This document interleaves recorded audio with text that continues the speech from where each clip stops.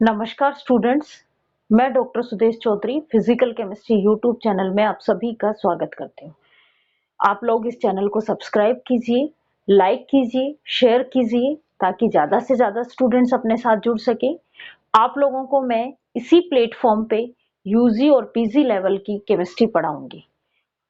हम लोग BSc first year की फिजिकल केमिस्ट्री पढ़ रहे थे। इस फिजिकल केमिस्ट्री में मैं आप लोगों को केमिकल काइनेटिक्स डेरिवेशन कराया था। Chemical kinetic gas equations drive की थी हमने, और वो गैस इक्वेशंस हमने ड्राइव की थी PV इक्वल टू 1/3 mNc²। इसी इक्वेशंस का यूज करके आज हम गैस लॉ ड्राइव करेंगे। इस काइनेटिक गैस इक्वेशंस का यूज करके हम गैस लॉ ड्राइव करेंगे। कौन कौन से गैस लॉ पढ़ाए थे मैंने आपको? बॉयल्स लॉ पढ़ाया था, तो हम बॉयल्स लॉ ड्राइव करेंगे इस काइनेटिक गैस इक्वेशंस का यूज करके।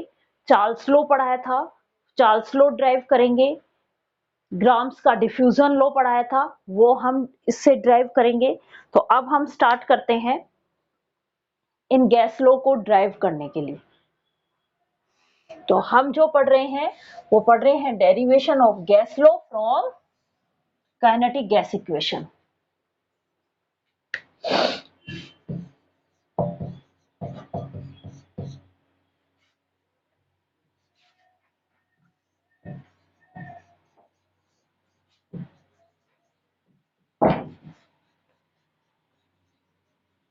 सेकेंड यूनिट है आपकी ये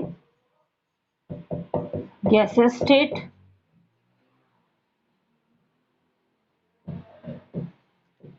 इसमें आज हम टॉपिक जो स्टडी कर रहे हैं वो है डेरिवेशन ऑफ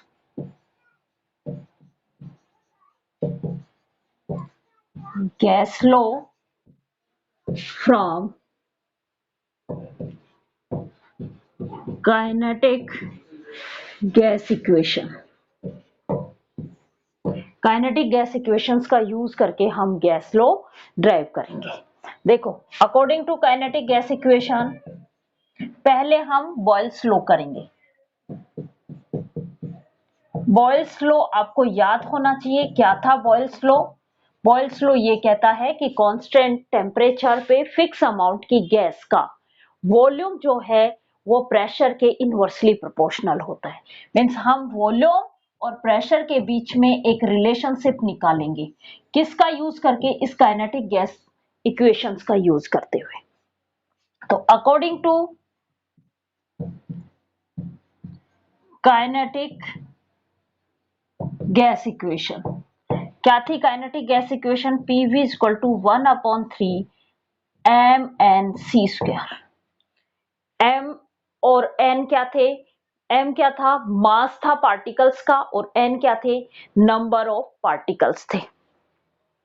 यदि मैं इस इक्वेशंस को, ये mn को कैपिटल M से भी डिनोट करूंगी तो एक ही बात है, m इंटू n, ये क्या है? Molecular mass. क्योंकि m क्या था? एक पार्टिकल का मास, n क्या थे? Number of particles. जितने नंबर ऑफ पार्टिकल्स को यदि मैं एक पार्टिकल के मास से मल्टीप्लाई कर देती हूं तो मेरे पास उस गैस का मॉलिक्यूलर मास आ जाता है। इस इक्वेशंस को आप ऊपर और नीचे 2 से मल्टीप्लाई करो। ऐसा क्यों करने के लिए कहा मैंने? क्योंकि हमें पता है कि काइनेटिक एनर्जी, हम गैस पोस्टुलेट्स में, हमने काइनेटिक गैस पोस्टुलेट्स में हमने स्टडी किया था कि काइनेटिक एनर्जी जो होती है, गैस की काइनेटिक एनर्जी, वो टेम्परेचर के डायरेक्टली प्रोपोर्शनल होती है। ये रिलेशन हमने पढ़ा है। तो मैं इस इक्वेशंस को काइनेटिक एनर्जी की फॉर्म में कन्वर्ट करूंगी। काइनेटिक एनर्जी क्या होती है? काइनेटिक एनर्जी होती है आप हाफ मास इनटू वेलोसिटी का स्क्वायर, वेलोसिटी का स्क्वायर। अब यहाँ पे c क्या थी? आपकी वेलोसिटी थी, चाहे वो कोई भी टाइप की हो। यहाँ पे c root mean square velocity थी, तो वेलोसिटी है, मीन्स वेलोसिटी का स्क्वायर, मीन्स ये तो मिल गया हमें। मास भी मिल गया, ये रहा, लेकिन 1/2 नहीं मिला। तो मैं इस इक्वेशंस को ऊपर और नीचे यदि 2 से मल्टीप्लाई कर दूं तो मैं ये इक्वेशन क्या बन जाएगी? PV इक्वल टू 2/3 इनटू में 1/2। भाई इस 2 से मल्टीप्लाई कर दिया और इस 2 से डिवाइड कर दिया, क्या हुआ mnc²। ये पूरा क्या बन गया, kinetic energy, half mv², mass into velocity का square, half mass into velocity square, क्या हुआ पूरा काइनेटिक एनर्जी। तो मेरे पास यहां पे क्या आ गया,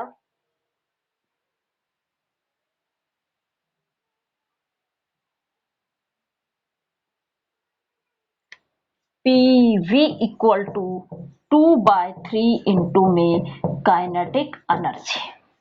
अब according to kinetic gas postulate, according to, मैंने आपको पोस्टुलेट्स पढ़ाए थे, काइनेटिक गैस पोस्टुलेट,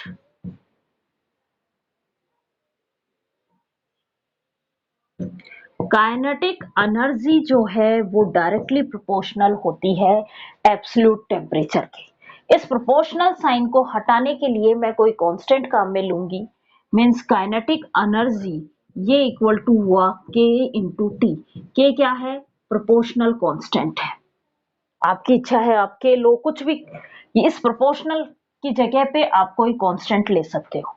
यहाँ पे के प्रोपोर्शनल कांस्टेंट है, मीन्स ये वैल्यू मैं उठा के काइनेटिक एनर्जी की जगह ये वैल्यू पुट कर दूं तो मेरे पास क्या आ जाएगा, PV इक्वल टू 2/3 इंटू में K इंटू टी। के प्रोपोर्शनल कांस्टेंट, 2/3 भी हमारा मैथमेटिकल वैल्यूज होती हैं, ये भी कांस्टेंट।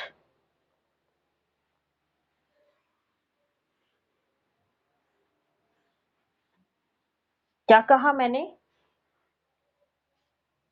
के कांस्टेंट, 2/3 भी हमारा कांस्टेंट मैथमेटिकल फॉर्म है।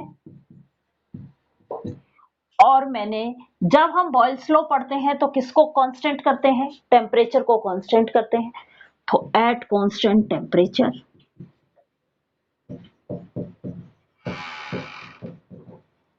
जैसे ही मैंने टेम्परेचर को कांस्टेंट किया, ये वैल्यू कांस्टेंट, ये वैल्यू कांस्टेंट और टेम्परेचर भी कांस्टेंट, इन तीनों कांस्टेंट का मल्टीपल भी क्या हो जाएगा, कांस्टेंट।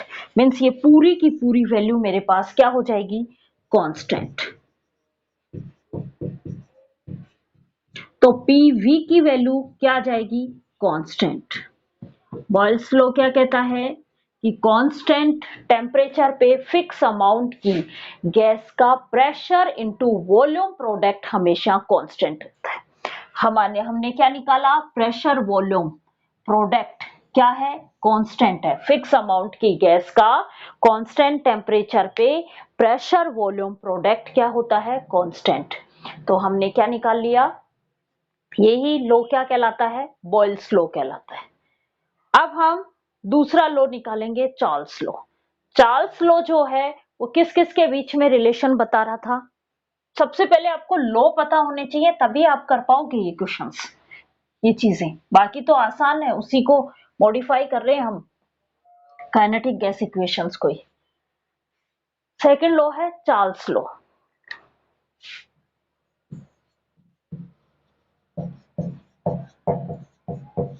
चार्ल्स लॉ किस किस के बीच में रिलेशन था, वॉल्यूम एंड टेम्परेचर के बीच में, वॉल्यूम एंड टेम्परेचर के बीच में क्या रिलेशन था कि वॉल्यूम जो है वो डायरेक्टली प्रोपोर्शनल होती है एब्सोल्यूट टेम्परेचर के, किसके अकॉर्डिंग, चार्ल्स लॉ के अकॉर्डिंग। अब हम ये चार्ल्स लॉ निकालेंगे काइनेटिक गैस इक्वेशन से। तो according to kinetic gas equation,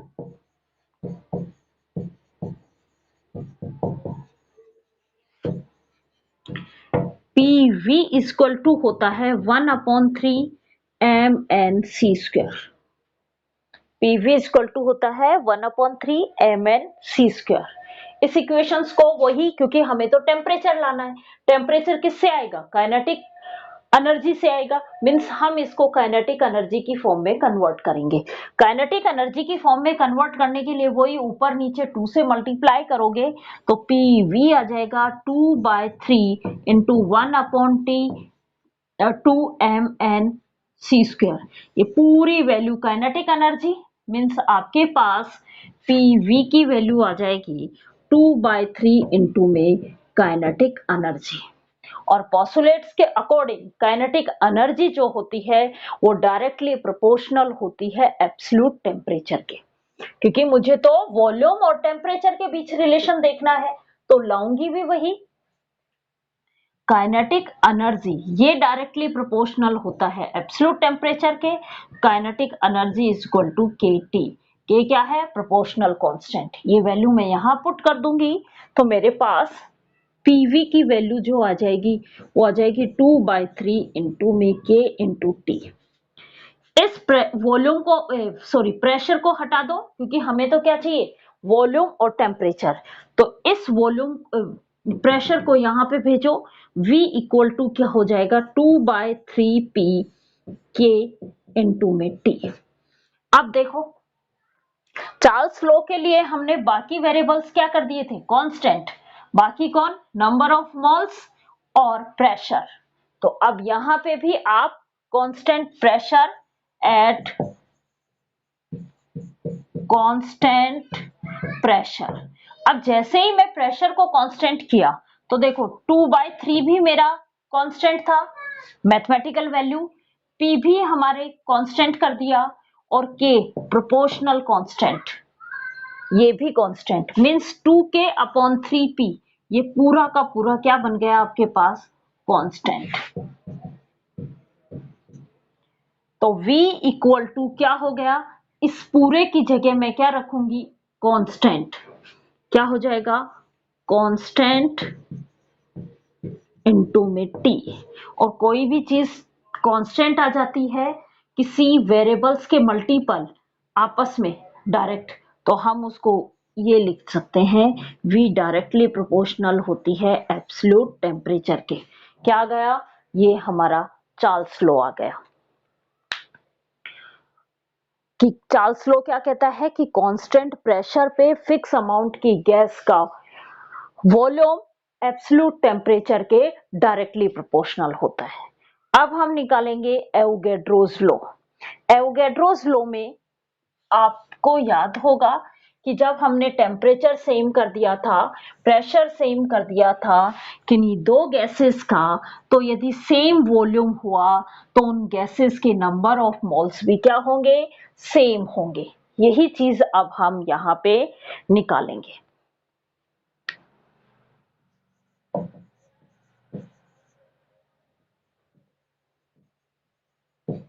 Avogadro law, spelling देख लेना एवोगैड्रोस के। अकॉर्डिंग टू दिस लॉ, इस लॉ के अकॉर्डिंग क्या है? जब दो गैसेस हैं ए एंड बी, इनका प्रेशर और टेम्परेचर सेम है, फिक्स है, दोनों का सेम है, और यदि वॉल्यूम हम सेम कर देते हैं दोनों गैसेस का तो इनके नंबर ऑफ मोल्स भी क्या हो जाएंगे? सेम हो जाएंगे। यही था एवोगैड्रोस लॉ।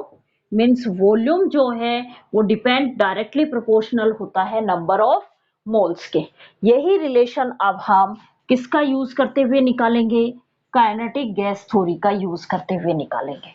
तो according to kinetic gas theory,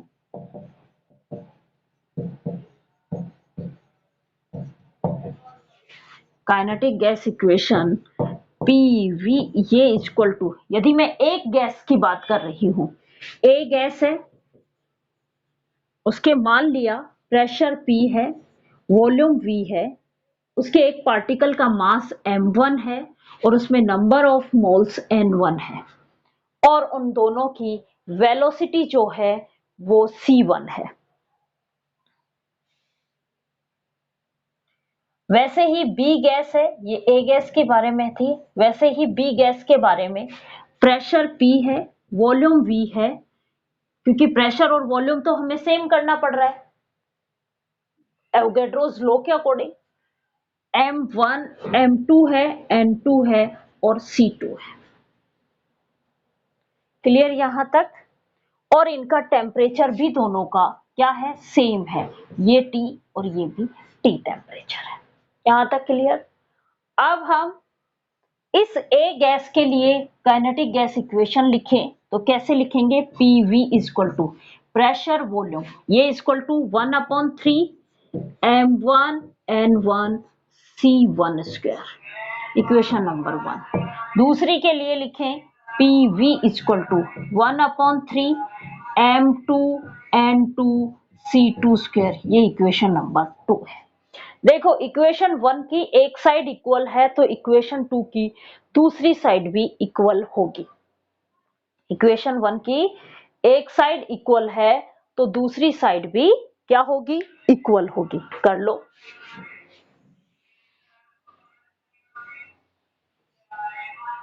दूसरी साइड इक्वल करेंगे means 1/3 M1 N1 C1 square किसके इक्वल हो जाएगा, 1/3 M2 N2 C2 स्क्वायर। 1/3 से 1/3 कैंसिल आउट, मीन्स हमारे पास एक रिलेशन आ गया M1 N1 C1 स्क्वायर, ये इक्वल टू हो गया M2 N2 C2 स्क्वायर। अब हम बढ़ते हैं काइनेटिक गैस पोस्टुलेट्स की तरफ। काइनेटिक एनर्जी किसके डायरेक्टली प्रोपोर्शनल थी, एब्सोल्यूट टेम्परेचर के। मैं ए गैस की काइनेटिक एनर्जी के बारे में बात कर रही हूं। ए गैस की काइनेटिक एनर्जी क्या होगी, हाफ M1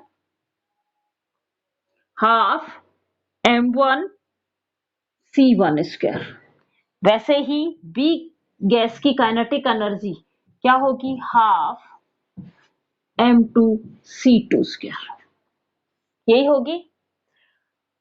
दोनों का टेम्परेचर सेम है मीन्स दोनों की काइनेटिक एनर्जी भी क्या होगी, सेम होगी। कैसे होगी, क्योंकि काइनेटिक इसका भी टेम्परेचर T है और इसका भी टेम्परेचर T है। इसकी काइनेटिक एनर्जी और टेम्परेचर में क्या रिलेशन है, काइनेटिक एनर्जी ये इक्वल टू हुआ KT, और इसकी काइनेटिक एनर्जी और टेम्परेचर में क्या रिलेशन है, ये भी यही हुआ। इसकी काइनेटिक एनर्जी की वैल्यू है हाफ M2 C2 स्क्वायर और इसकी काइनेटिक एनर्जी की वैल्यू है half M1 C1 square. Clear? Kinetic means ये भी KT के इक्वल है और ये भी KT के इक्वल है। इन दोनों इक्वेशंस में एक साइड इक्वल है तो दूसरी साइड भी इक्वल होगी। कर लो इक्वल। 1/2 M1 C1 स्क्वायर, ये इक्वल टू हो गया 1/2 M2 C2 स्क्वायर। 1/2 से 1/2 कैंसिल आउट, मीन्स आपके पास आ गया M1 C1 स्क्वायर, ये इक्वल टू हो गया M2 C2 स्क्वायर। इस रिलेशन को इस इक्वेशन में पुट कर दो, आपके पास रिलेशन निकल के आ जाएगा। जैसे ही मैं ये रिलेशन यहां पे पुट करूंगी, M1 C1 स्क्वायर, इसकी जगह मैं M2 C2 स्क्वायर पुट करूंगी, ये बन गया M2 C2 स्क्वायर N1। भाई N1 तो एज इट इज, इसको पास में लिख दो M2 C2 square N2। M2 C2 square से M2 C2 square cancel out, means क्या रिलेशन बन गया, N1 इक्वल टू N2। ये था आपका एवोगैड्रोस लॉ, किसका यूज करते हुए हमने कैलकुलेट किया, काइनेटिक गैस इक्वेशंस को यूज करके हमने इसको कैलकुलेट किया। लास्ट है ग्राम्स का डिफ्यूजन लॉ।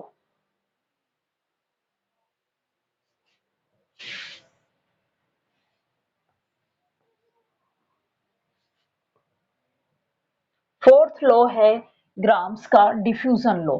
क्या था ग्राम्स का डिफ्यूजन लॉ, कि उनके जो रेट हैं वो डेंसिटी के इनवर्स डेंसिटी के स्क्वायर रूट के इनवर्सली प्रोपोर्शनल होते हैं, वही यूज करेंगे।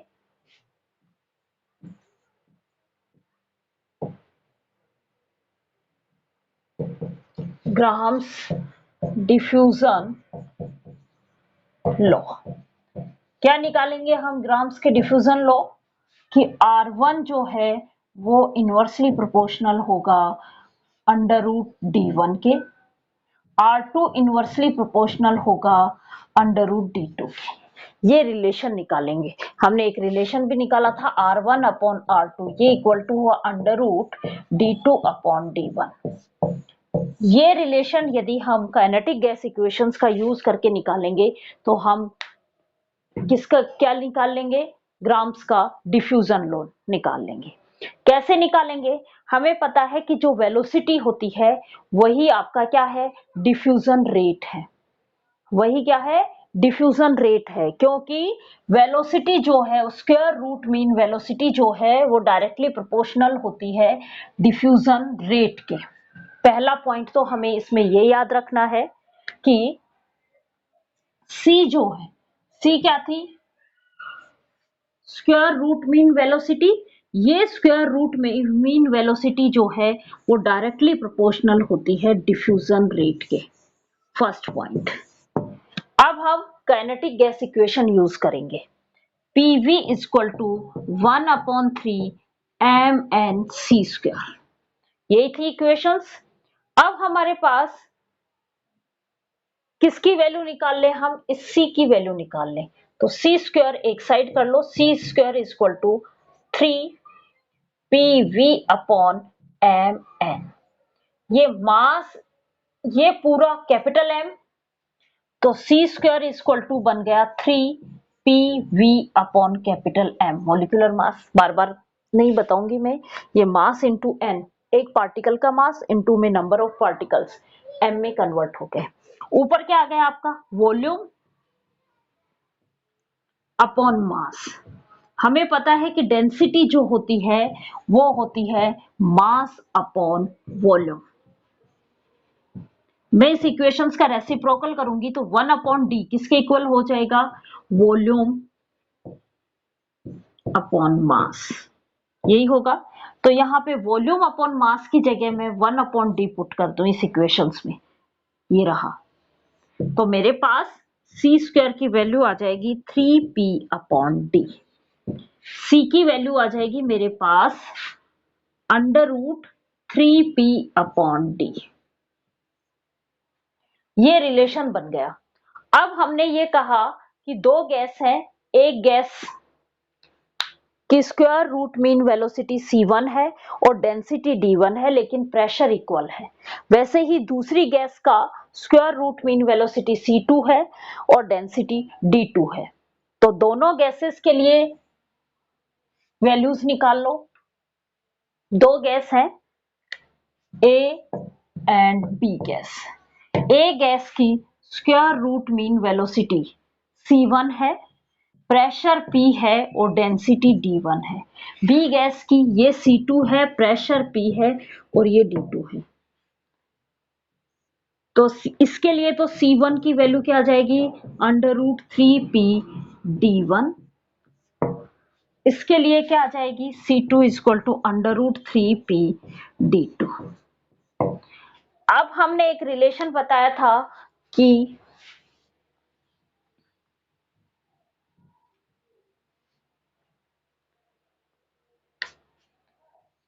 ये जो होते हैं स्क्वायर रूट मीन वेलोसिटी वो डिफ्यूजन रेट के डायरेक्टली प्रोपोर्शनल होते हैं। Means diffusion rate directly proportional to C। तो R1 डायरेक्टली प्रोपोर्शनल C1 और R2 डायरेक्टली प्रोपोर्शनल C2। जब हम इनके रेशो निकालते हैं मीन्स R1 अपॉन R2, ये रेशो निकालेंगे तो इस प्रोपोर्शनल साइन को हटा के कोई कांस्टेंट लगाएंगे, कांस्टेंट आपस में कैंसिल हो जाएंगे, ये बन जाएगा C1 अपॉन C2। इस C1 की जगह मैं वैल्यू पुट कर दूं, C1 की वैल्यू क्या है मेरी, अंडर रूट 3p/d1 और C2 की वैल्यू है अंडर रूट 3p/d2। इस अंडर रूट 3p से 3p कैंसिल आउट, ये 1/d1 और ये 1/d2।